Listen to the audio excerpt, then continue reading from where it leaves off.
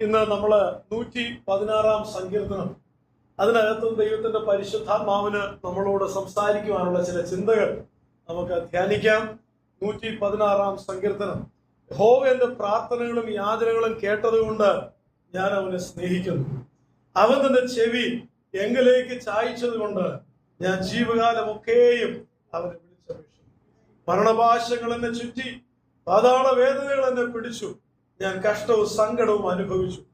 അയ്യോ യഹോവേ, എന്റെ പ്രാണനെ രക്ഷിക്കണമേ എന്ന് ഞാൻ യഹോവയുടെ നാമം വിളിച്ചപേക്ഷിച്ചു. യഹോവ കൃപയും നീതിയുമുള്ളവൻ, നമ്മുടെ ദൈവം കരുണയുള്ളവൻ തന്നെ. യഹോവ അല്പബുദ്ധികളെ പാലിക്കുന്നു. ഞാൻ എളിമപ്പെട്ടു, അവൻ എന്നെ രക്ഷിച്ചു. എൻ മനമേ, നീ വീണ്ടും സ്വസ്ഥമായിരിക്കാം. യഹോവ നിനക്ക് ഉപകാരം ചെയ്തിരിക്കുന്നു. നീ എന്റെ പ്രാണനെ മരണത്തിൽ നിന്നും എന്റെ കണ്ണിനെ കണ്ണുനീരിൽ നിന്നും എന്റെ കാലിനെ വീഴ്ചയിൽ നിന്ന് രക്ഷിച്ചിരിക്കുന്നു. ഞാൻ ജീവനുള്ള ഒരു ദേശത്ത് യഹോവയുടെ മുൻപാകെ നടക്കും. ഞാൻ വലിയ കഷ്ടതയിലാ എന്ന് പറഞ്ഞപ്പോൾ ഞാൻ വിശ്വസിച്ചു. സകല മനുഷ്യരും ഭോഷ്ക് പറയുന്നു എന്ന് ഞാൻ എന്റെ പരിഭ്രമത്തിൽ പറഞ്ഞു. യഹോവ എനിക്ക് ചെയ്ത സകല ഉപകാരങ്ങൾക്കും ഞാൻ അവൻ എന്ത് പകരം കൊടുക്കും? ഞാൻ രക്ഷയുടെ പാനപാത്രം എടുത്ത് യഹോവയുടെ നാമം വിളിച്ചപേക്ഷിക്കും. യഹോവയ്ക്ക് ഞാൻ എന്റെ നേർച്ചകളെ അവന്റെ സകല ജനവും കാണുക കഴിക്കും. തന്റെ ഭക്തന്മാരുടെ മരണം യഹോവയ്ക്ക് വിലയേറിയതാകുന്നു. യഹോവേ, ഞാൻ നിന്റെ ദാസനാകുന്നു, നിന്റെ ദാസനും നിന്റെ ദാസിയുടെ മകനും തന്നെ. നീ എന്റെ ബന്ധനങ്ങളെ അഴിച്ചിരിക്കുന്നു. ഞാൻ നിനക്ക് സ്തോത്രയാഗം കഴിച്ച് യഹോവയുടെ നാമം വിളിച്ചപേക്ഷിക്കും. യഹോവയുടെ ആലയത്തിന്റെ പ്രാകാരങ്ങളിലും യെരൂശലേമേ നിന്റെ നടുവിലും ഞാൻ യഹോവയ്ക്ക് എന്റെ നേർച്ചകളെ അവന്റെ സകല ജനവും കാണുക കഴിക്കും. യഹോവയെ സ്തുതിപ്പീൻ. ഈ സങ്കീർത്തനം ശരിക്കും അതിന്റെ വാചകങ്ങളും അതിലെ ഓരോ വാക്യങ്ങളും നമ്മൾ നോക്കിയാല് ഒരു വലിയ പ്രതിസന്ധിയുടെ നടുവിൽ നിൽക്കുന്ന ഒരു വ്യക്തി പാടുന്ന ഒരു സങ്കീർത്തനമായിട്ട് നമുക്ക് തോന്നും. വലിയ കഷ്ടതയുടെ നടുവിൽ, ഇതാണ് മരണപാശങ്ങൾ എന്നെ ചുറ്റി, 3-ാം വാക്യം. പാതാള വേദനകൾ എന്നെ പിടിച്ചു. ഞാൻ കഷ്ടവും സങ്കടവും അനുഭവിച്ചു. അയ്യോ യഹോവേ, എന്റെ പ്രാണനെ രക്ഷിക്കണമേ എന്ന് ഞാൻ യഹോവയുടെ നാമം വിളിച്ചപേക്ഷിച്ചു. അതായത് പ്രാണൻ വരെ അപകടത്തിലാകുന്ന പാതാള വേദനകളെക്കാളും വലിയൊരു വേദനയില്ല. അങ്ങനത്തെ വേദന എന്നെ ചുറ്റി വരിയുന്നത് പോലെ, മരണം ഒരു കയറുകൊണ്ട് വരിഞ്ഞു മുറുക്കുന്നത് പോലെ എന്നെ വരിഞ്ഞു മുറുക്കുന്ന, ശ്വാസം മുട്ടിക്കുന്ന അവസ്ഥയിലൂടെ പോയ സാഹചര്യം. മരണത്തെക്കുറിച്ച് തന്നെ ഒരുപക്ഷെ ചിന്തിച്ചു പോയ ഒരു സാഹചര്യം. ആ സാഹചര്യത്തിലാണ് സങ്കീർത്തനക്കാരൻ പാട്ടുപാടുന്നത്. ആ ഒരു സാഹചര്യത്തിൽ മരണപാശങ്ങൾ ചുറ്റി വരിയുമ്പോൾ, കഷ്ടവും സങ്കടവും അനുഭവിക്കുമ്പോൾ, പാതാള വേദനകൾ എന്നെ പിടിക്കുമ്പോൾ, 1-ാം വാക്യം, യഹോവ എന്റെ പ്രാർത്ഥനകളും യാചനകളും കേട്ടത് കൊണ്ട് ഞാൻ അവനെ സ്നേഹിക്കുന്നു. സ്തോത്രം. മരണപാശങ്ങളുടെ നടുവിലും പാതാള വേദനകളുടെ നടുവിലും കഷ്ടവും സങ്കടവും അനുഭവിക്കുന്നതിന്റെ നടുവിലും ദൈവമേ, ഞാൻ അങ്ങയെ സ്നേഹിക്കുന്നെന്ന് പറയാൻ കഴിയുന്ന ഒരു ഭക്തൻ. ഹല്ലേലൂയ. ഇതുപോലെയുള്ള പ്രതിസന്ധികളുടെ നടുവിൽ സങ്കീർത്തനക്കാരനോട് നമുക്ക് ചോദിക്കാൻ പറ്റണം, എങ്ങനെ പാട്ടുപാടാൻ നിനക്ക് കഴിയുന്നു? നമ്മള് ദൈവത്തിന്റെ പാദപീഠത്തിൽ ഇരിക്കുമ്പോൾ ഒരു വലിയ മാതൃകയാണ് ഈ സങ്കീർത്തനം നമ്മുടെ മുമ്പിൽ വരച്ചു കാട്ടുന്നത്. Praise the Lord. കഷ്ടവും സങ്കടവും അനുഭവിക്കുന്നതിന് നടുവിലും കർത്താവേ, ഞാൻ അങ്ങയെ സ്നേഹിക്കുന്നു എന്ന് പറയാൻ കഴിയുന്നത് ഒരു ഭക്തന് മാത്രമേ ഉള്ളൂ. കയറുകൊണ്ട് വരിഞ്ഞു മുറുക്കുന്നത് പോലെ ശ്വാസം മുട്ടിക്കുന്ന ജീവിത സാഹചര്യങ്ങളിലും ഉയരത്തിലേക്ക് നോക്കാൻ കഴിയുന്നത് ഒരു ഭക്തന് മാത്രമേ ഉള്ളൂ. സ്തോത്രം. ഒരുപക്ഷെ തല ഉയർത്താൻ കഴിയില്ലെന്ന് വിചാരിക്കുന്ന വേളയിലും എൻ മനമേ സ്വസ്ഥമായിരിക്കണം. ഹല്ലേലൂയ. ഇരിക്കുന്ന ഓരോ ദൈവമക്കളോട് ഞാൻ ചോദിക്കട്ടെ, നിനക്ക് സ്വസ്ഥത തരില്ലെന്ന് അവൻ വെല്ലുവിളിക്കുന്ന പ്രതിസന്ധികളെ എണ്ണിയാൽ തീരുമോ? ഇവിടെ ഇരിക്കുന്ന നമുക്കൊക്കെ ഹല്ലേലൂയ ജീവിതത്തെ മൊത്തത്തിലൊന്ന് വിലയിരുത്തിയാൽ, നമ്മൾ ഇപ്പോൾ കടന്നു പോകുന്ന ജീവിത സാഹചര്യങ്ങളെ മുഴുവനും ഒന്ന് വിലയിരുത്തിയാൽ, സ്വസ്ഥമായിരിക്കാൻ സാധിച്ചിട്ടൊന്നും അല്ല ഇവിടെ വന്നത്. ഇവിടെ വന്നത് എന്റെ മനസ്സ് കലുഷിതമാകാനുള്ള സകല സാഹചര്യങ്ങളും ഉണ്ടെങ്കിലും ആ പാദപീഠത്തിൽ ചെന്നിരിക്കുമ്പോൾ എന്റെ മനസ്സ് സ്വച്ഛമായ നദി പോലെ, എന്റെ മനസ്സിനൊരു സ്വസ്ഥത കിട്ടുന്നത് ആ പാദപീഠത്തിൽ ഞാൻ മുഴങ്കാൽ മടക്കുമ്പോൾ മാത്രമാണ്.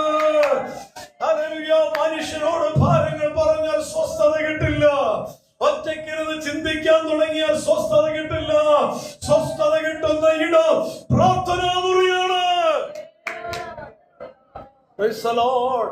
Praise the Lord. Hallelujah. Hallelujah. എന്ന് വെച്ചാൽ ഒരു ഭക്തൻ നോക്കുന്ന ഇടം ദൈവമുഖത്തേക്ക് ആയതുകൊണ്ടായിരിക്കാം. ലെബനോനിലെ ദേവദാരു ഏറ്റവും ശക്തമായ മരമാണെന്ന് പറഞ്ഞാൽ അതിന്റെ കാരണം ലെബനോൻ പർവ്വത നിരകളിലേക്ക് ഹെർമോൻ മഞ്ഞു പൊയ്യുന്ന പർവ്വതങ്ങളിൽ നിന്ന് തണുത്ത കാറ്റ് ഒരു ഭാഗത്ത് നിന്ന് വരും. അപ്പുറത്ത് മരുഭൂമിയിൽ നിന്ന് ചൂടുകാറ്റ് ഇങ്ങോട്ട് വരും.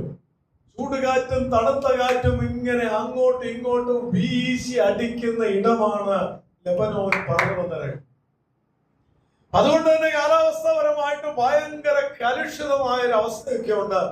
വെറുതെ അല്ല, ഈ ഗലീലക്കടൽ എന്ന് വിളിക്കപ്പെടുന്ന തടാകത്തിൽ തിരമാല അടിക്കും, കാറ്റ് മുങ്ങും എന്നൊക്കെ പറയുമ്പോൾ നമുക്ക് സാധാരണ ചിന്തിച്ചാൽ മനസ്സിലാവില്ല. നമ്മൾ പറയും അത് കടലിലാണ് തിരമാലയുള്ളത്, ഗന്നസരത്ത് തടാകത്തിൽ എങ്ങനെ തിരമാല വരും എന്ന് ചോദിച്ചാൽ അത് മനസ്സിലാകണമെങ്കിൽ അവിടുത്തെ ജോഗ്രഫി പഠിച്ചാൽ നമുക്ക് മനസ്സിലാവും. ശരിക്കും ഈ ചൂടുകാറ്റും തണുത്ത കാറ്റും ഒക്കെ രണ്ട് സ്ഥലങ്ങളിൽ ഇങ്ങോട്ട് വന്നു കഴിയുമ്പോൾ ഒരു ഫണലിന്റെ അകത്തൂടെ കാറ്റടിക്കുന്നത് പോലെ ആ പർവ്വതങ്ങളുടെ ഇടയ്ക്കൂടെ ചുഴലിക്കാറ്റ് ഇങ്ങോട്ട് വന്നാൽ അതിന്റെ കൂട്ടത്തിൽ മഴയും കൂടെ വന്നു കഴിയുമ്പോൾ ഏത് ചെറിയ ലേക്കും അതിനകത്തുനിന്ന് വെള്ളം ഇങ്ങനെ തിരമാല പോലെ ഇങ്ങനെ ഉയർന്നു വരുന്നത് നമുക്ക് ആ ജോഗ്രഫി പഠിച്ചാൽ മനസ്സിലാവും. അപ്പൊ ഞാൻ പറഞ്ഞു വരുന്നത്, അവൻ ആ ഹെർമോൻ പർവ്വതങ്ങളിൽ നിന്നും ഇപ്പുറത്തുള്ള മരുഭൂമിയിൽ നിന്നും ഒക്കെ കാറ്റ്, ചൂടുകാറ്റും തണുത്ത കാറ്റും കൂടെ കൂടെ അടിക്കുന്നത് കൊണ്ടാണ് ലെബനോനിലെ ദേവദാരു ഭയങ്കര സ്ട്രോങ് ആയിട്ട് വളരുന്നത്. കാരണം ആ ദേവദാരു സ്ട്രോങ് ആകണമെങ്കിൽ അതിന് പ്രതിസന്ധികൾ ഉണ്ടായേ പറ്റൂ.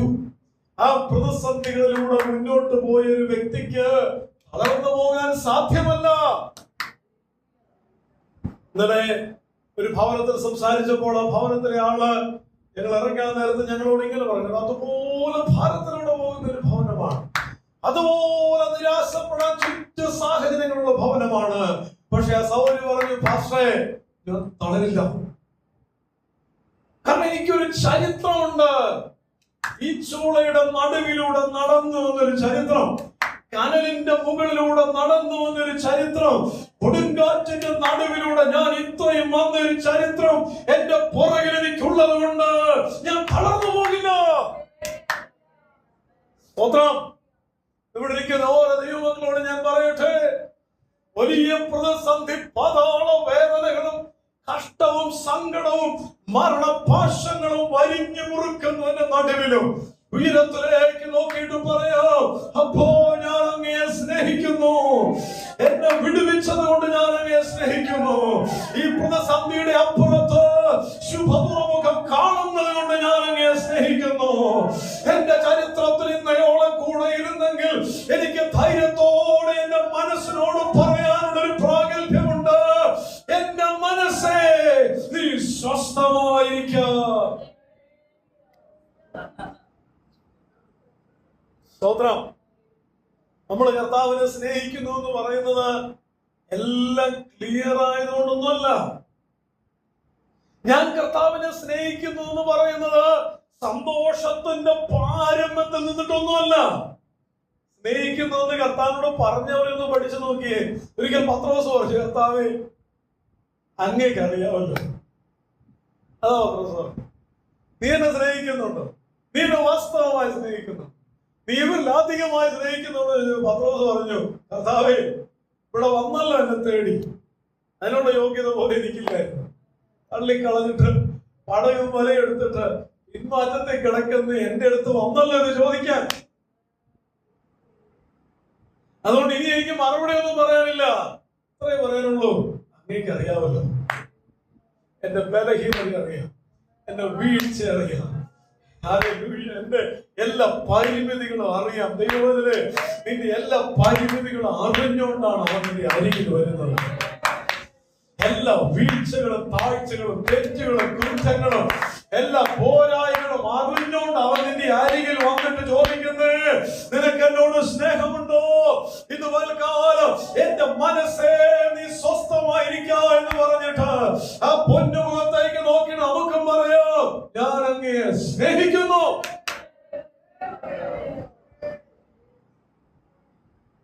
പ്രാർത്ഥനയും യാചനകളും കേട്ടത് കൊണ്ട് അതെന്താ അങ്ങനെ ആവർത്തിച്ചു പറഞ്ഞിരിക്കുന്നത് ചോദിച്ചാൽ, പ്രാർത്ഥന മാത്രമല്ല യാചനയും കൂടെ കർത്താവ് കേട്ടു. ചിലപ്പം നമ്മളൊക്കെ ചില സാഹചര്യങ്ങളുടെ നടുവില് അങ്ങനെയൊന്നും സാധാരണക്കാരും ഒരു കാര്യവും യാചിക്കാറ് ചോദിക്കാറുണ്ട്. ചിലപ്പോഴൊക്കെ നമ്മുടെ പ്രതിസന്ധിയുടെ അങ്ങേ അറ്റം പറ്റുമ്പം ചിലപ്പോൾ നമ്മൾ പറഞ്ഞു പോകും, കർത്താവേ കളയല്ലേ കർത്താവേ, മറന്നു കളയല്ലേ കർത്താവേ, എനിക്കത് തരണേ, എനിക്കിത് തരണേ എന്ന് പറയുന്ന ലെവലിൽ നിന്ന് ഇച്ചിരി മുന്നോട്ട് പോയി കഴിയുമ്പോൾ പറയാം, എനിക്കറിയാം അങ്ങനെ തരും, അങ്ങ് പ്രവർത്തിക്കും. പക്ഷെ എന്റെ ഭാരം കൊണ്ട് പറയുകയാണ്, മറന്നു കളയല്ലേ കർത്താവ്. യാചനയാണ്. സത്യത്തിൽ ഞാൻ പറയാം, ചിലപ്പോഴൊക്കെ ഞാൻ വെയിറ്റ് ചെയ്യേണ്ട വന്നിട്ടുണ്ട്. ഞാൻ ഡിമാൻഡ് ചെയ്യുന്ന സമയത്തൊന്നും ദൈവം പ്രവർത്തിച്ചിട്ടില്ല എന്ന അനുഭവങ്ങളുണ്ട്. ഞാൻ പ്രാർത്ഥിച്ച ലെവലിലൊന്നും മറുപടി കിട്ടാത്ത സാഹചര്യമുണ്ട്. യാചനയുടെ ലെവലിലേക്ക് പോകേണ്ട അവസ്ഥകൾ ഉണ്ടായിട്ടുണ്ട്. എന്നാൽ അവിടെയും ഒക്കെ എനിക്ക് ഒരു കാര്യം ഉറപ്പായും പറയാൻ പറ്റും, എന്നെ സ്നേഹിക്കുന്ന ഒരു ദൈവം ഉണ്ടായിരുന്നു, എന്നെ സ്നേഹിക്കുന്ന ഒരു സ്വർഗത്തിലെ അപ്പനുണ്ടായിരുന്നു, ഒരു നാളും കൈവിടാതെ കൂടെ ഇരിക്കുന്ന ഒരു ദൈവം എന്റെ കൂടെ ഉണ്ടായിരുന്നു. Praise the Lord, praise the Lord, praise the Lord. അപ്പൊ ഈ സ്നേഹം എന്ന് പറയുന്ന ഒരു ബന്ധമാണ്.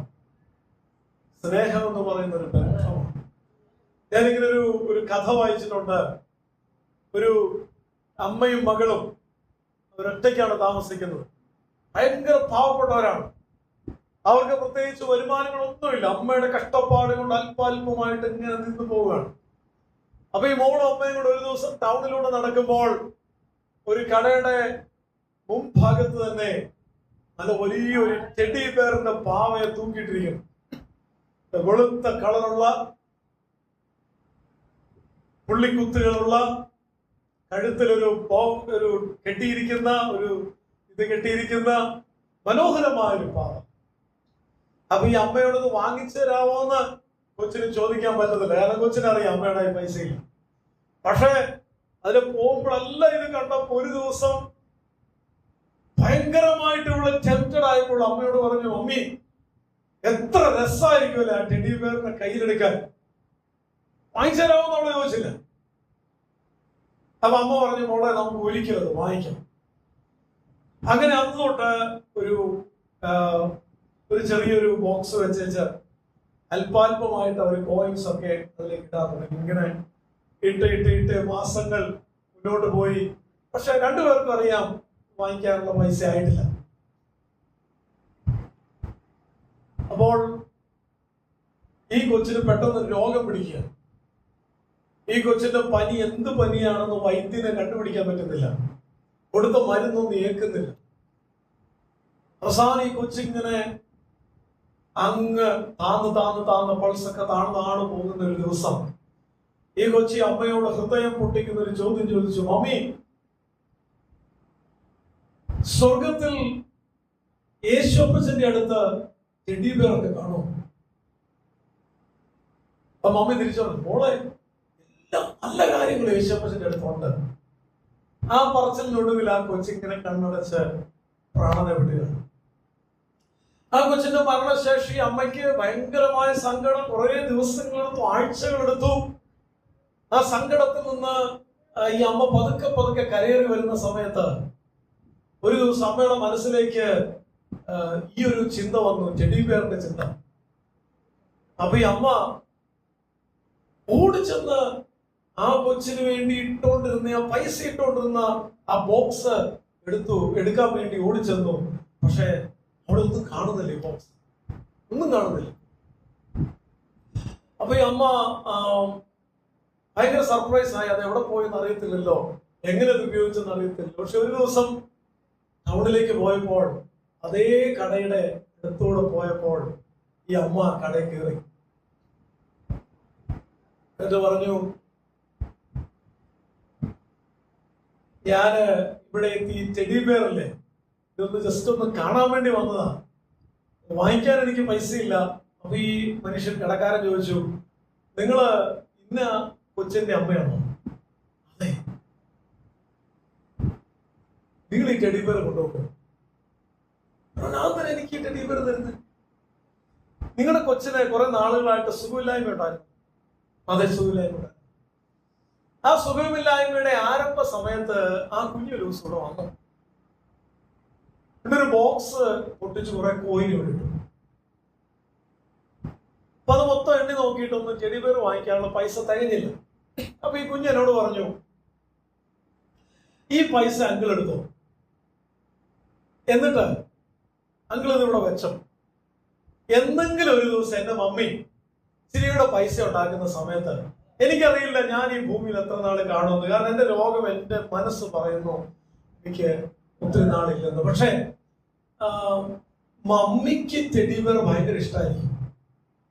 അതുകൊണ്ട് എന്നേലും മമ്മി ഇവിടെ വരുന്ന സമയത്ത് ഒരു ടെഡി ബെയർ എന്റെ മമ്മിക്ക് കൊടുക്കണം. അപ്പൊ അമ്മ ആ ടെഡി ബെയറിനെ വാങ്ങിച്ചുകൊണ്ട് വീട്ടിലോട്ട് പോകുന്ന ആ കഥ, അത് ഓർപ്പിക്കുന്നത് ഒരു സ്നേഹത്തിന്റെ ബന്ധത്തെ കുറിച്ചാണ്. സ്നേഹം എന്നുള്ളത് ബന്ധമാണ്. ശരിക്കുമുള്ള സ്നേഹം പിടിച്ചു മതിയല്ല.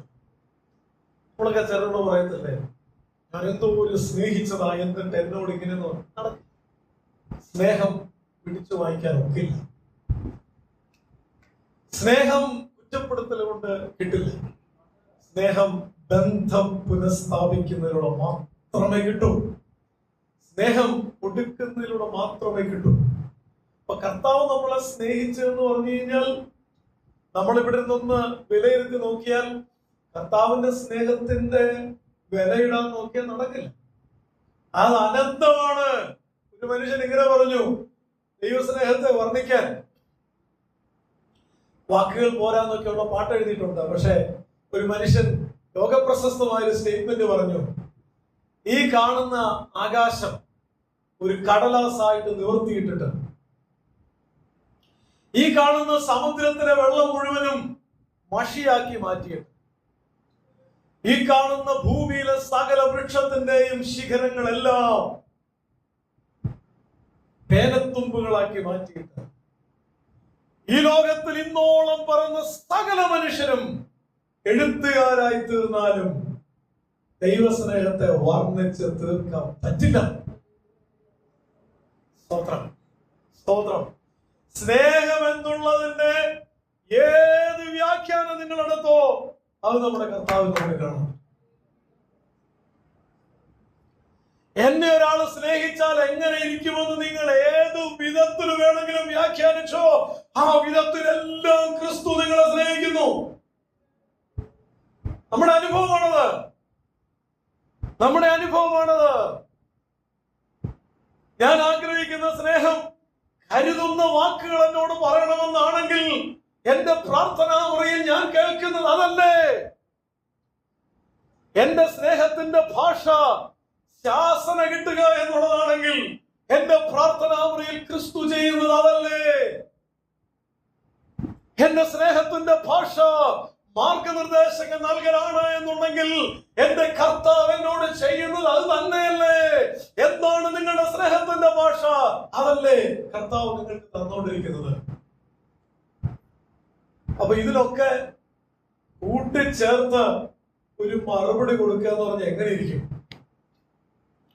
സങ്കീർത്തനക്കാരന് മാക്സിമം പറയാൻ പറ്റുന്നറിയാമോ? കർത്താവേ, അങ്ങന്റെ പ്രാർത്ഥനകളും അങ്ങന്റെ യാചനകളും ഇതെല്ലാം കേട്ടത് കൊണ്ട് ഞാൻ അങ്ങയെ സ്നേഹിക്കുന്നു എന്ന് പറഞ്ഞിട്ട് പറയുക, എന്റെ ദൈവം എനിക്ക് ചെയ്ത സകല നന്മകൾക്കും ഉപകാരങ്ങൾക്കും ഞാൻ എന്ത് പകരം കൊടുക്കും? എനിക്ക് വേറെ ഒന്നും ചെയ്യാനില്ല. 13-ാമത്തെ വാക്യത്തിൽ ഞാൻ രക്ഷയുടെ പാനപാത്രം എടുത്ത് യഹോവയുടെ നാമം വിളിച്ചപേക്ഷിക്കും. ഞാൻ 2 കാര്യങ്ങൾ ചെയ്യും. ഒന്നാമത്, എന്റെ രക്ഷയെ ഞാൻ എടുത്ത് കയ്യിൽ പിടിച്ചോണ്ട് നിൽക്കും. എന്നുവെച്ചാൽ ഒരു പാനപാത്രം കയ്യിൽ പിടിക്കുക എന്ന് പറയുന്നത് സന്തോഷത്തിന്റെ സിമ്പലാണ്. നല്ല രുചിയുള്ള മധുരമുള്ള പാനീയം നിറച്ചു വെച്ച പാനപാത്രം കയ്യിൽ പിടിച്ചുകൊണ്ട് നിൽക്കുന്ന കാഴ്ച വിരുന്നുശാലയിലെ കാഴ്ചയാണ്.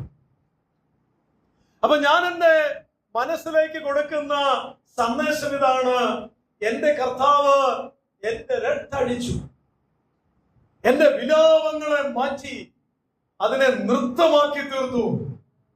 എന്റെ രട്ടഴിച്ച് സന്തോഷമെന്ന മേലാടെ എന്നെ ഉടുപ്പിച്ചു.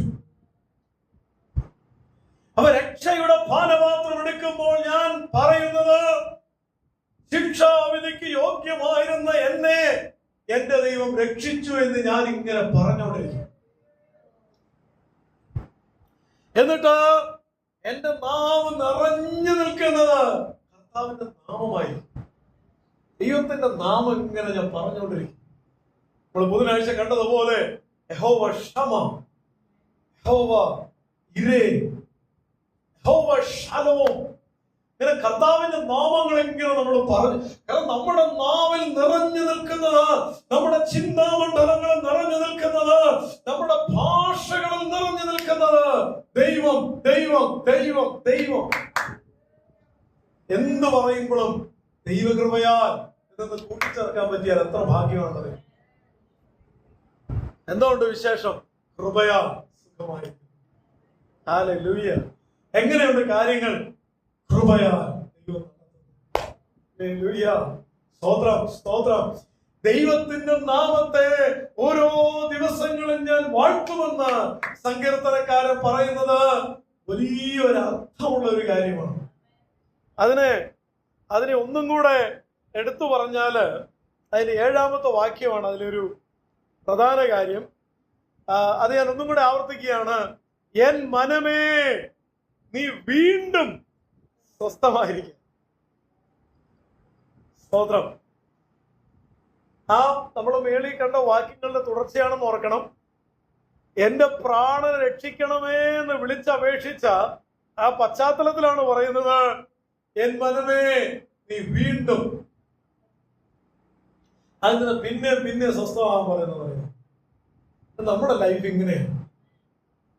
എത്ര സ്വസ്ഥമാക്കിയാലും കൈവിട്ടു. സ്വസ്ഥമാക്കി കൊണ്ടു നടന്നാലും ഇടയ്ക്കൊക്കെ പോകും. അതാ മനസ്സിന്റെ പ്രത്യേകത. ചിലപ്പോഴൊക്കെ നിരാശയും ഭാരവും സ്വസ്ഥതയില്ലായ്മയും എല്ലാം കേറി വരുന്നതാണ് നമ്മുടെ ജീവിതം. യാഥാർത്ഥ്യം അതാണ്. അതുകൊണ്ടാണ് സങ്കീർത്തനക്കാരൻ പറയുന്നത്, വീണ്ടും വീണ്ടും പിന്നെയും പിന്നെയും. മനസ്സേ ശാന്തമാണ്, മനസ്സേ സ്വസ്ഥമാണ്. ഇടയ്ക്കൊക്കെ നമ്മൾ നമ്മളോട് തന്നെ ഒന്ന് സംസാരിക്കുന്നതാണ് സങ്കീർത്തനക്കാരന്റെ ഒരു രീതി. അങ്ങനെ ഇടയ്ക്കൊക്കെ നമ്മൾ നമ്മളോട് തന്നെ ഒന്ന് വർത്താനം പറയും. മറ്റുള്ളവരുടെ മുമ്പിൽ വെച്ച് വർത്താനം പറയുന്നതല്ല ഉദ്ദേശിക്കുന്നത്, മനസ്സിനോടല്ലേ പറയുന്നത്. ശരിയാകും. അങ്ങനെ കൈവിട്ട് കളയല്ലേ. വീട്ടിൽ ഒറ്റയ്ക്കിരിക്കുന്ന സമയത്ത് ഇങ്ങനെ തള്ളി കയറി വരുന്ന ഒരു ചിന്ത കണ്ടില്ലേ? തീരെയല്ലേ അല്ല. ഇനി എന്നാ പ്രതീക്ഷ?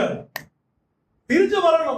മനസ്സല്ലേ പറഞ്ഞുകൊണ്ട് തള്ളിക്കയറ്റി കൊണ്ടുവരുന്ന ഈ ചിന്ത തിരിച്ച് മനസ്സിനോട് പറയണം, എന്റെ മനമേ സ്വസ്ഥമായിരിക്കും, സ്വസ്ഥമായിരിക്കും. ഇടയ്ക്കൊക്കെ ഒരുപക്ഷെ മനസ്സിൽ ഒരു ദിവസത്തിന്റെ പലതവണ, എത്ര തവണയാന്ന് വെച്ചാൽ അത്രയും തവണ. ചില ആളുകൾക്കൊക്കെ പ്രത്യേകതയുണ്ട്. അവരുടെ ബ്രെയിൻ ഇങ്ങനെ തുന്നിച്ചേർത്തിരിക്കുന്ന ഒരു പ്രത്യേക രീതിയിൽ. ആ ബ്രെയിൻ ഇങ്ങനെ രൂപപ്പെടുത്തി എടുത്ത് വെച്ചിരിക്കുന്ന ഒരു പ്രത്യേക രീതിയിൽ. അതിന് കുറെ കാര്യങ്ങളുണ്ട്. ചിലപ്പോൾ നമ്മുടെ ഒരു പശ്ചാത്തലത്തിന്റെ പ്രശ്നമാകാം, ചിലപ്പോൾ നമ്മുടെയൊക്കെ ഒരു ഏർലി ചൈൽഡ്ഹുഡിന്റെ പ്രശ്നമാകാം, ചിലപ്പോൾ നമ്മളൊക്കെ വിമർശനങ്ങൾ തന്നെ കേട്ട് വളർന്നവരാകാം, ചിലപ്പോൾ നമ്മളൊക്കെ ശാപവചനങ്ങൾ കേട്ട് വളർന്നവരാകാം, ചിലപ്പോൾ നമ്മളെ ഒന്ന് അപരിധിക്കാനൊന്നും ലോകത്തിൽ ആരും ഇല്ലായിരുന്നിരിക്കാം. നമ്മുടെ ജീവിതത്തിൽ നമ്മൾ ഇന്നേ വരെ നടന്നു വന്നതൊക്കെ വല്ലാത്ത ഈ പറഞ്ഞ പോലത്തെ തീക്കനലിന്റെ വേളിൽ കൂടെ ഒക്കെ ആയതുകൊണ്ട് ചിലപ്പോൾ ഈ ബ്രെയിൻ ഇങ്ങനെ ഒരു രീതിയിലേക്ക് ഇങ്ങനെ രൂപപ്പെടും. ആ രൂപപ്പെടൽ എന്ന് പറഞ്ഞാൽ ആദ്യം നമ്മുടെ ബ്രെയിൻ നെഗറ്റീവേ കാണും. 100 നല്ലത് പറഞ്ഞു വെച്ചാൽ ഒരു ചീത്ത പറഞ്ഞാൽ ആ 100 നല്ലതും കേൾക്കത്തില്ല, ചീത്ത മാത്രം ഇങ്ങനെ കറങ്ങിക്കൊണ്ടിരിക്കും തലയ്ക്ക്. അങ്ങനെയുള്ള ബ്രെയിൻ ഉണ്ട്. അതിന് കുറ്റം പറയുന്നതല്ല, നമ്മുടെയൊക്കെ അങ്ങനെയൊക്കെ ആയിരിക്കാം, ആവട്ടെ.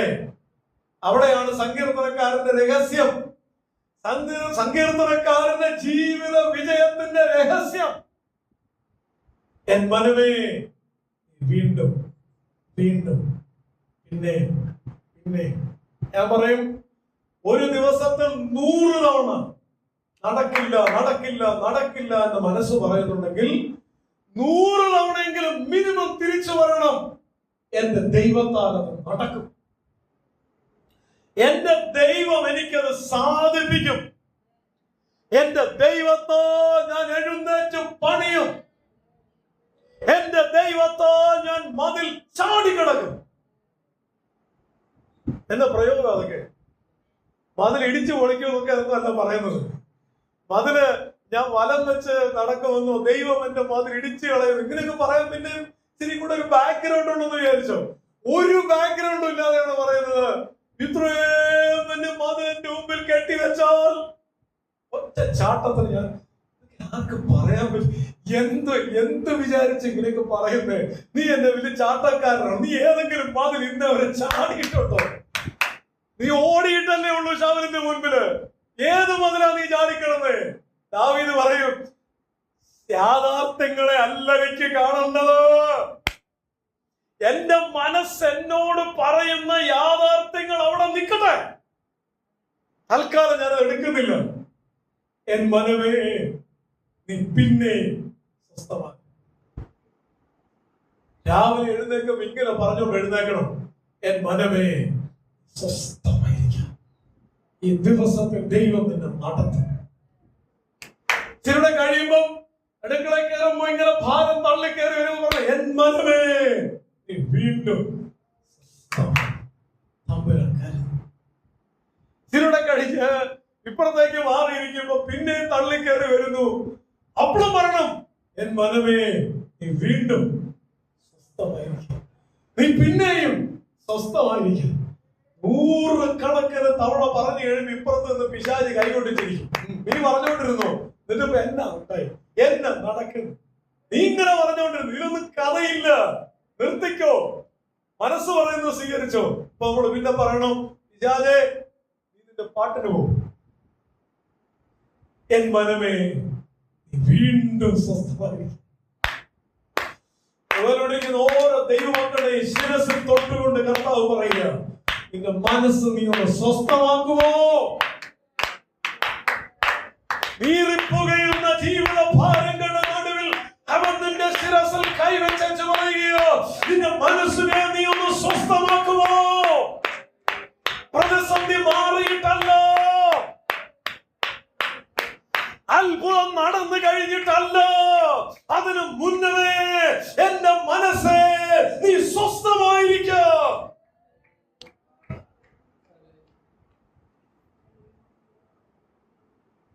ഇത് കർത്താവ് ചെയ്തിട്ടുണ്ട്. ഹാഗാർ കലുഷിതമായ മനസ്സോടെ സാറ ഹാഗാറിനോട് കടുപ്പിച്ചപ്പോൾ, സ്വഭാവം കടുപ്പിച്ചപ്പോൾ ഹാഗാർ ഇറങ്ങിപ്പോയി. ഒരു കിണറ്റിന്റെ കരയിൽ ഇരിക്കുമ്പോൾ ദൂതൻ വന്നിച്ചു പറഞ്ഞു, സ്വസ്ഥമായിരിക്കും, സമാധാനമാണ്, നീ ശാന്തമാണ്, നിന്റെ മനസ്സിനെ നീ ഒന്ന് ക്ലിയർ ആക്ക, നീ തിരിച്ചു പോകും. നീ ചെന്ന് സാറ എന്തൊക്കെ ചെയ്താലും എന്തൊക്കെ പറഞ്ഞാലും നീ സാറയ്ക്ക് കീഴടങ്ങിയിരുന്നു. നിന്റെ ഉദരത്തിലെ കുഞ്ഞിനെ ഞാനൊരു വലിയ ജാതിയാക്കും, ഞാൻ നിന്നെ അനുഗ്രഹിക്കും. സ്വസ്ഥമായിട്ട് തിരിച്ചു. പക്ഷെ കുറെ കഴിഞ്ഞപ്പോ ഇത്തിരി കൂടെ വിഷയങ്ങളുണ്ടായി. പക്ഷെ അവൾക്ക് സ്വസ്ഥമായിരിക്കാൻ കഴിയുന്നില്ല. ഒരു പക്ഷെ അവളൊരു അടിമ പെൺകുട്ടി ആയതുകൊണ്ടും അവളുടെ ജീവിതത്തിന്റെ കനൽ ചൂളകളുടെ താഴ്വരകൾ ഉണ്ടായിരുന്നത് കൊണ്ടൊക്കെ ആയിരിക്കാം. പിന്നെ ഒരിക്കലും ഇവൾ ഇതുപോലെ തന്നെ ഇരുന്നു. എന്റെ കൊച്ചിന്റെ മരണം എനിക്ക് കാണണ്ടോ? ആര് പറഞ്ഞു നിന്റെ കൊച്ചു മരിക്കുമെന്ന്? നിന്നോട് ദൈവം പറഞ്ഞു നിന്റെ കൊച്ചിനെ വലിയൊരു ജാതിയാക്കുമെന്നല്ലേ? പിന്നെ നീ എവിടെ തീരുമാനിച്ചു നിന്റെ കൊച്ചു മരിക്കാൻ പോവാന്ന്? ഹഗാറേ, കണ്ണു തുറക്ക, കണ്ണു തുറക്ക. തമ്പുരാൻ അവിടെ ചെയ്ത് അവളുടെ കണ്ണങ്ങ് തുറന്നു കൊടുത്തു. അവൾ കണ്ണു തുറന്നു. ഞാൻ ഇങ്ങനെ പറയും, അവളുടെ കാഴ്ചപ്പാട് തുറന്നു. അവളുടെ നീരറോ തുറന്നു എന്നല്ല എഴുതിയിരിക്കുന്നത്. അവളുടെ കാഴ്ചപ്പാട് ക്ലിയർ ആയപ്പോൾ അവൾ അന്വേഷിക്കാൻ തുടങ്ങി. അവളുടെ മനസ്സിനെ അവൾ പാകപ്പെടുത്തി. എന്റെ മകൻ കാട്ട് കഴുതിയെ പോലെ പാർക്കുമെന്ന് പറഞ്ഞാൽ, സഹോദരന്മാർക്ക് എതിരെ വസിക്കുമെന്ന് പറഞ്ഞാൽ, അബ്രഹാമിന്റെ വീട്ടിലല്ല എന്റെ കൊച്ചു വളരേണ്ടത്. എന്റെ കൊച്ചു ഇതുപോലെയുള്ള വിജന ഭൂമിയിൽ ഒരു വില്ലാളിയായിട്ടാണ് വളരേണ്ടത്. അവനെ ദൈവം നടത്തും എന്നും പറഞ്ഞുകൊണ്ട് അവൾ അന്വേഷിച്ചു. ഒരു നീരറിവ് കണ്ടെത്തി, കൊച്ചിനെ കുടിപ്പിച്ചു. അവനൊരു വില്ലാളിയായി തീർന്നു. എന്ന് വെച്ചാൽ ഈ പറഞ്ഞു വരുന്നത്, ദൈവം തമ്പുരാൻ ചെയ്തത് അവളുടെ കാഴ്ചപ്പാടിനെ തുറന്നു കൊടുത്തു. ദൈവമേ, നീ ഒന്ന് ചിന്തിച്ചു നോക്ക്. നീ കാണുന്നതിനേക്കാളും വ്യത്യസ്തമായി നിന്റെ സാഹചര്യത്തെ കാണാൻ പല കാഴ്ചപ്പാടുകളുണ്ട്. തമ്പുരാൻ നിന്റെ ജീവിതത്തെ കാണുന്ന വേറൊരു കാഴ്ചപ്പാടുണ്ട്. വചനത്തിലേക്ക് നീ കാലെടുത്ത് ചവിട്ടി വചനത്തിന് അടിസ്ഥാനപ്പെട്ട് നിന്നാലുണ്ടല്ലോ, വേറൊരു കാഴ്ചപ്പാടുണ്ട്. ക്രിസ്തുവിന്റെ കരങ്ങളെ നീ മുറുകെ പിടിച്ചിട്ട് നോക്കിക്കേ, വേറൊരു കാഴ്ചപ്പാടുണ്ട്. കഴിഞ്ഞ നാളുകളിൽ നടത്തിയ വിധങ്ങളൊക്കെ ഓർത്തേച്ച് ഒന്നും കൂടെ നോക്കിക്കേ, പുതിയൊരു കാഴ്ചപ്പാട് കാണാം. എന്റെ മനമേ, നീ സ്വസ്ഥമായിരിക്കുക. യഹോവ നിനക്ക് ഉപകാരം ചെയ്തിരിക്കുന്നു. ജീവിത സാഹചര്യങ്ങളെ നോക്കിക്കൊണ്ട് തകർന്നു പോകുന്ന അനുഭവങ്ങളുടെ നടുവിൽ നമ്മുടെ മനസ്സിനൊരു പുനഃസ്ഥാപനം യേശു ക്രിസ്തുവിന്റെ നാമത്തിൽ സംഭവിക്കട്ടെ. നമ്മുടെ മനസ്സ് സ്വസ്ഥമാകുന്നത് ചിലപ്പോ നമ്മള് ചിലതൊക്കെ ചിന്തിച്ചങ്ങ് കൂട്ടി വെച്ചിരിക്കുക. ഓവർ തിങ്കിങ്, ആവശ്യമില്ലാത്ത എല്ലാം കൂടെ. ഞാൻ ഒരിക്കൽ ഓർക്കുന്നുള്ളൊരു കൊച്ചന്റെ അടുത്ത് കൗൺസിലിങ്ങിന് വന്നു, ഒരു പെൺകൊച്ചൻ. പ്രശ്നം എന്നാന്ന് വെച്ചാൽ അവർക്ക് വെള്ളം പേടിയാണ്. എന്തിനാ വെള്ളം പേടി? വെള്ളം പേടിയെന്ന് വെച്ചാൽ കടല് പേടിയാണ്. എന്തിനാ കടല് പേടി? കടലിന്റെ അടുത്ത് ചെന്ന് കഴിഞ്ഞാൽ ഞാൻ ഓടും. തിരമാലയുടെ സീൻ കണ്ടു കഴിഞ്ഞാൽ, തിരമാലയുടെ ഒരു വീഡിയോ കണ്ടാൽ ഞാൻ കണ്ണിറുക്കിയാണ്. എന്താ പറ്റി? അവളുടെ ചേട്ടന്റെ 4 കൂട്ടുകാര് കണ്ണൂര് അവളുടെ വീട്ടിൽ വന്നു. അപ്പൊ ഒരാൾ പറഞ്ഞു ഇന്ന ബീച്ചിൽ പോ, അടുത്ത ആള് പറഞ്ഞു അപ്പുറത്തെ ബീച്ചിൽ പോ. ഇവരെല്ലാം കൂടെ ആകെ അടിയായി. ഈ ചെറിയ കൊച്ച 7ാം ക്ലാസ്സിലും 6ാം ക്ലാസ്സിലും കണ്ട് പഠിക്കും. ഇവരെല്ലാം കൂടെ ഇവളുടെ അടുത്ത് ചെടി, നീ പറ ഞങ്ങൾ ഏത് ബീച്ചിൽ പോകണം, നീ പറയുന്ന ഇന്നത്തെ തീരുമാനം. അവള് പറഞ്ഞു നിങ്ങളെല്ലാവരും കൂടെ ഇന്ന ബീച്ചിൽ പോകണം. അങ്ങനെ അവരെല്ലാം കൂടെ ആ ബീച്ചിൽ പോയി. അവരാ ബീച്ചിൽ ഇറങ്ങി കളിച്ച് തിമിർക്കുന്നതിന്റെ ഇടയ്ക്ക് തിരമാല വന്ന് ഒരാളെ കൊണ്ടുപോയി. തിരിച്ചു വന്നത് ഡെഡ് ബോഡിയാണ്. എല്ലാവരും കരഞ്ഞു, ഈ കൊച്ചും കരഞ്ഞു. കരഞ്ഞോണ്ടിരിക്കുന്നതിന്റെ ഇടയ്ക്ക് ഒരാൾ ഈ കൊച്ചിന്റെ അടുത്ത്, നീ കാരണോ, നീ കാരണോ. ഈ പിഞ്ചു പൈതലിന് ഇത് എടുക്കാൻ കഴിയുന്നതിലും വലിയ ഭാരമായിരുന്നു. ഇപ്പോൾ അകത്തിയൊന്നിരുന്ന് പൊട്ടിക്കരയാൻ തുടങ്ങി. ഇവിടെ തലച്ചോറിൽ ഇങ്ങനെ കറങ്ങാൻ തുടങ്ങി. നീ കാരണമോ, നീ കാരണമോ. ഈ കൊച്ചു എത്ര സ്വസ്ഥമായി ശ്രമിച്ച് നടക്കുന്നില്ല. നീ കാരണമോ. പതുക്കെ പതുക്കെ സ്വപ്നം കാണാൻ തുടങ്ങി. തിരമാലകളിലേക്ക് ആളുകൾ പോകുന്നു, മരിക്കുന്നു. നീ കാരണമോ. ഇതും വെച്ചോണ്ട് നടന്നു വർഷങ്ങളോളം. അവസാനം അതൊരു വലിയ ഭീതിയായിട്ട് ഈ കൊച്ചിന്റെ മനസ്സിനെ, സങ്കീർത്തനക്കാരൻ പറഞ്ഞ പോലെ മരണ പാശങ്ങൾ കൊണ്ട് ഇങ്ങനെ വലിഞ്ഞു മുറുക്കി ശ്വാസം മുട്ടിക്കുന്നത് പോലെ കെട്ടി. ഞങ്ങൾ സംസാരിച്ചപ്പോൾ ഞങ്ങളുടെ സംഭാഷണം മുഴുവനും കോൺസെൻട്രേറ്റ് ചെയ്തത് എന്തുകൊണ്ട് അത് നീ കാരണമല്ല. അങ്ങനെ ചിന്തിക്കാൻ കഴിഞ്ഞാലേ ഈ കെട്ടുപൊട്ടിക്കാൻ നിനക്ക് പറ്റൂ. ഞാൻ കാരണമല്ല, ഞാൻ കാരണമല്ല, ഞാൻ കാരണമല്ല. മകൻ എന്നെ കേൾക്കുന്ന ദൈവവേദനയെ വർഷങ്ങളോളമായിട്ട് ഈ ബ്രെയിനകത്തോട് ഇങ്ങനെ കറങ്ങുന്ന ഏതെങ്കിലും ഒരു ശാപവചനമോ ഏതെങ്കിലും ഒരു നിരാശയുടെ ചിന്തയോ ആവർത്തിച്ച് തലക്കകത്തിട്ട് കറക്കുന്ന ഏതെങ്കിലും ഒരു ചിന്താമണ്ഡലം ഉണ്ടെങ്കിൽ എൻ മനമേ നീ സ്വസ്ഥമായിരിക്കാം. ശരിയല്ലത് തിരിച്ചു പറയണം അതിനോട്. ഈ തള്ളിക്കേറി മനസ്സിനകത്തോട്ട് കേറി വരുന്നതൊന്നും ശരിയായതല്ലെന്ന് കർത്താവിന്റെ കയ്യെ പിടിച്ച ചിലർക്ക് ഒന്നും കൂടെ നോക്കിയേ. വേറൊരു കാരണം നിനക്ക് കാണാം, അത് ശരിയല്ല. ഞാൻ അങ്ങനെ തകർന്നു പോകേണ്ട ആളല്ല. അടച്ച് മുദ്ര വെച്ച് എന്റെ ജീവിതത്തിന്റെ ഉയർച്ചകളെ മുഴുവനും ഇല്ലാതാക്കി എന്നെ അടിമപ്പെടുത്തി വെച്ചിരിക്കുന്ന ആ മരണപാശം ഇനി എനിക്ക് വേണ്ട. എൻ മനമേ സ്വസ്ഥമായി. നമ്മുടെ മനസ്സിനകത്തൊരു പരിവർത്തനമാണ്. എന്ത് പരിവർത്തനമാണെന്നറിയാമോ? സങ്കീർത്തനക്കാരൻ നമ്മുടെ മുൻപിൽ കാണിച്ചു തരുന്ന ഒരു മാതൃക. മനസ്സിനോട് സംസാരിക്കണം. എന്റെ മനസ്സിനകത്ത് കർത്താവ് താമസിക്കുന്നുണ്ട്. എനിക്ക് എന്റെ മനസ്സിൽ ഇത് കേൾക്കുന്നത്, എന്റെ കർത്താവ് പറയുന്നത് കേട്ടാൽ മതിയെങ്കിലോ, എന്റെ സ്വന്തം ചിന്തകൾ പോലും എനിക്ക് വേണ്ടെങ്കിലോ, ഞാനൊന്ന് ട്രെയിൻ ചെയ്ത് നോക്കി. തള്ളി കയറി വരുന്ന ആ ചിന്തയോട് ചോദ്യം ചോദിച്ചു, കർത്താവ് ചിന്തയായിരിക്കും? ഈ ചിന്ത കർത്താവ് അപ്രൂവ് ചെയ്യും? ആണെങ്കിൽ ഓക്കെ, അല്ലെങ്കിൽ അപ്പൊ തന്നെ മനസ്സിലേക്ക് മനസ്സേ ശാന്തമാണ്. ശരിയല്ല, അങ്ങനെയല്ല അതിനെ കാണുന്നത്, അങ്ങനെയല്ല അത് ചിന്തിക്കേണ്ടത്, അതല്ല അതിന്റെ വാസ്തവം. എന്റെ ദൈവം എന്നെ കരുതും, എന്റെ ദൈവം എന്നെ നടത്തും, എന്റെ ദൈവം എന്റെ കൂടെ ഇരിക്കും, എനിക്ക് വേണ്ടി വഴി തുറക്കും, ഞാനത് കാണും, എന്റെ ജീവിതത്തിന്റെ നന്മ ഞാൻ അനുഭവിക്കും. മനസ്സിനോട് തിരിച്ചു പറയണം. ഇത് കർത്താവ് ചെയ്തു. ശിഷ്യന്മാര് ഭയപ്പെട്ട് ഇങ്ങനെ കഥകൊക്കെ അടച്ച്, ഇപ്പൊ പിടിക്കാൻ ആള് വരും, റോമൻ ഗവൺമെന്റ് ഒഫീഷ്യൽസ് വന്ന് കഥകിൽ മുട്ടും, ഒരു 10-11 പുരുഷൻ കൂടെ താട്ടും, നമ്മളെല്ലാം അതിൽ തറയ്ക്കും. ഇങ്ങനെ വിറച്ചോണ്ടിരുന്നപ്പോൾ കർത്താവ് അവരുടെ നടുവിൽ വന്നു നിന്നു. ഉയർത്തെഴുന്നേറ്റ് കർത്താവുടെ നടുവിൽ പ്രത്യക്ഷനായി അവരോട് നിങ്ങൾക്ക് സമാധാനം എന്ന് പറഞ്ഞു. ഹല്ലേലൂയ. നമ്മളിങ്ങനെ കലുഷിതമായി ഇങ്ങനെ മനസ്സ് തിളയ്ക്കുന്ന സമയത്ത് നമ്മുടെ അടുത്ത് വന്ന് നിന്നേച്ച് ശലോം, നിനക്ക് സമാധാനം, ഇങ്ങനെ പറയുന്ന ശബ്ദം നമ്മൾ കേൾക്കണമെന്നോ? കേൾക്കാൻ തയ്യാറാണെങ്കിൽ കർത്താവ് 100 വട്ടം തയ്യാറാ പറയാൻ. അല്ലെ, കർത്താവിന്റെ പ്ലാൻ അതാണല്ലോ. അല്ലാതെ ചുമ്മാ ഇങ്ങനെ തിരമാല അടുപ്പിച്ചുകൊണ്ട് നമ്മുടെ മനസ്സിനെ ഇളക്കി മറിയുന്ന സമുദ്രം എന്തിന്? അതല്ല ദൈവത്തിന്റെ ആഗ്രഹം. കർത്താവിന്റെ ആഗ്രഹം നമ്മുടെ അടുത്ത് വന്ന് നമ്മളെ ചേർത്ത് പിടിച്ചിട്ട് ശാന്തമാകെ, സ്വസ്ഥമാകെ. ഇത് കേൾക്കുന്ന നമ്മൾ നമ്മുടെ മനസ്സിനോട്, എൻ മനമേ അടങ്ങ്, ശാന്തമായി, സ്വസ്ഥമായി, അപ്പൻ നിന്റെ കൂടെയുണ്ട്, അവൻ നിനക്ക് വേണ്ടി വഴി തുറക്കും, അവൻ അത്ഭുത മന്ത്രി, വീരനാം ദൈവമാണ്, സമാധാനത്തിന്റെ പ്രഭുവാ.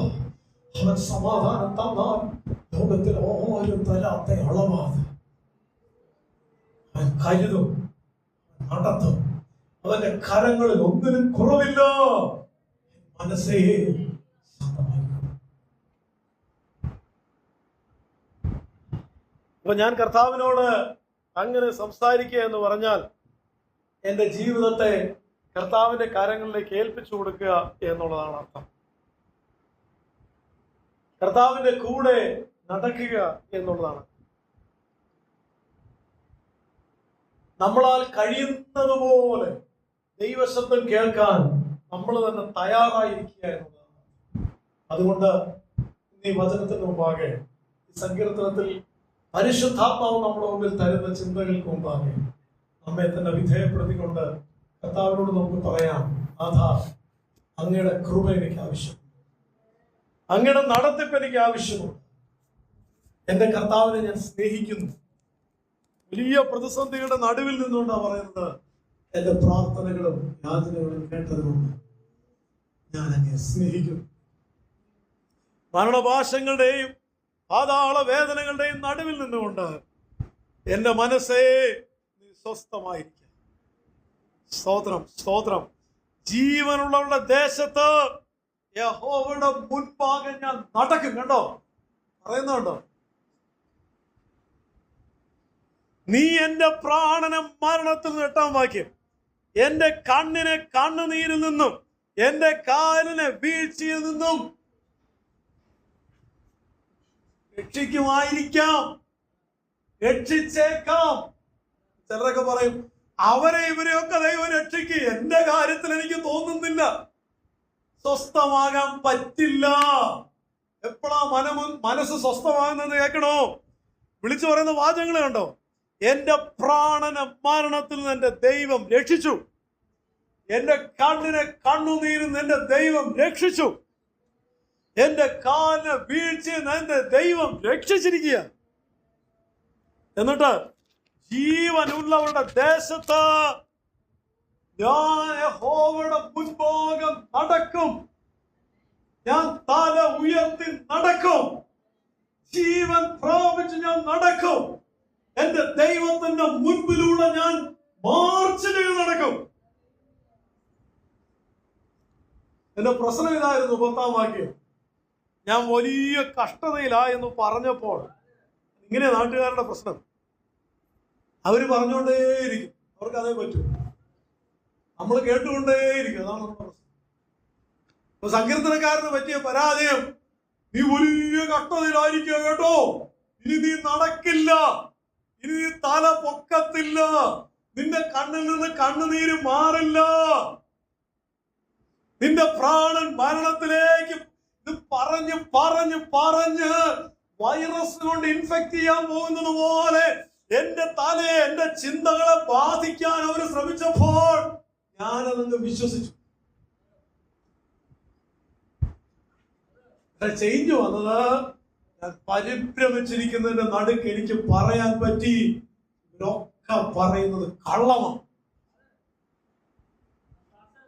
നിന്റെ കണ്ണുനീര് തോരത്തില്ലെന്ന് ഇവര് പറഞ്ഞത് ഭോഷ്ക. ആ പരിഭ്രമത്തിന്റെ നടുവിൽ നിന്നോണ്ട് തന്നെ ഞാൻ പറഞ്ഞു, ഈ പറയുന്നത് കള്ളമാ. എന്റെ മനസ്സിലേക്ക് ഇട്ടു തരുന്ന ഈ ചിന്ത ഭോഷ്ക, ഇത് ശരിയല്ല. എന്നിട്ട് ഞാൻ പറഞ്ഞു, ജീവനുള്ള ദേശത്ത് ജീവനുള്ള ദേഹിയായി ദൈവത്തിന്റെ മുൻപിൽ ഞാൻ നടക്കും. എന്റെ മരണത്തിൽ നിന്റെ ദൈവം വിട്ടുവെച്ചിരിക്കുക, കണ്ണുനീർന്ന് വിട്ടുവെച്ചിരിക്കുക, വീഴ്ചന്ന് വിട്ടുവെച്ചിരിക്കുക. ഞാൻ ജീവനുള്ള വ്യക്തിയായിട്ട് നടക്കും. ഇങ്ങനെയാണ് മനസ്സിനെ ട്രെയിൻ ചെയ്യുന്നത്. ശരിക്കും പറഞ്ഞാല് നമ്മുടെ ആത്മീയ ജീവിതത്തിന്റെ വളർച്ചയും നമ്മുടെ മനസ്സും നമ്മുടെ മനസ്സിന്റെ ആരോഗ്യവും തമ്മിൽ എത്ര ബന്ധമുണ്ടെന്ന് നോക്കി. അപ്പൊ ഈ സങ്കീർത്തനം നമ്മുടെ മുമ്പിൽ വെച്ച് തരുന്ന ഒരു വലിയ മാതൃകയുണ്ട് ദൈവമക്കളെ. നമ്മുടെ മനസ്സിനെ പിടിച്ചു നിർത്തണം. വിശ്വാസത്തിന്റെ വചനങ്ങൾ മനസ്സിലേക്ക് ഇടപെടാതെ കൊടുത്തോണ്ടിരിക്കും. ദൈവത്തിന്റെ നാമത്തെ വിളിച്ചപേക്ഷിച്ചുകൊണ്ടിരിക്കണം. രക്ഷയുടെ പാനപാത്രം കയ്യിൽ പിടിച്ചുകൊണ്ടിരിക്കുന്ന ചിത്രമായിരിക്കണം മനസ്സിനർത്ഥം. സന്തോഷത്തിന്റെ ചിത്രം തന്നെ നിറച്ചു കൊടുക്കണം. അതിനായിട്ട് സ്വർഗത്തിലെ ദൈവം ഓരോരുത്തരെയും അനുഗ്രഹിക്കട്ടെ. ഈ വചനങ്ങളാൽ ദൈവം നമ്മെ